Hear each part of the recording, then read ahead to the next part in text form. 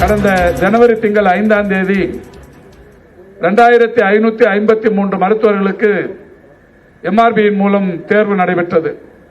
டாடா கன்சல்டன்சியின் மூலம் நடைபெற்ற அந்த ஆன்லைன் தேர்வில் சற்றொப்ப 24,000 மருத்துவர்கள் தேர்வில் பங்கேற்றார்கள். இந்த 24,000 பேரில் 4,485 பேர் தேர்ச்சி பெற்றவர்களாக அறிவிக்கப்பட்டார்கள்.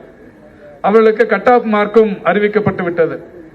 எம்பிசிக்கு எவ்வளவு, பிசிக்கு எவ்வளவு, எஸ்சிக்கு எவ்வளவு, எஸ்சி அருந்ததி எவ்வளவு, மாற்றுத்திறனாளிகளுக்கு எவ்வளவு, அதேபோல் டிஃபென்ஸ் ராணுவத்தில் பணியாற்றிய வாரிசுகளுக்கு எவ்வளவு என்று கட் ஆஃப் மார்க்கும் அறிவிக்கப்பட்டு எல்லா மாணவர்களுக்கும் அந்த ரிசல்ட் தெரிவிக்கப்பட்டது. இந்த நிலையில் இந்த 4,685 பேர் தேர்வான நிலையில் 2,553 பேரை அதிலிருந்து தேர்வு செய்ய வேண்டும்.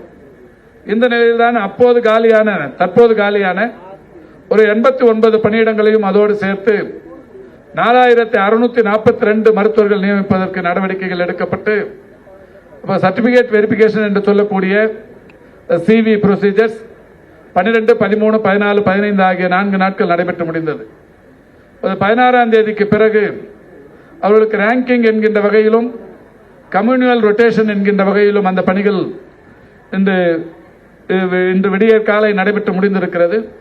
இன்னும் ஓரிரு மணி நேரத்தில் 2,692 பேருக்குரிய ரிசல்ட்ஸ் பப்ளிஷ் செய்யப்படவிருக்கிறது.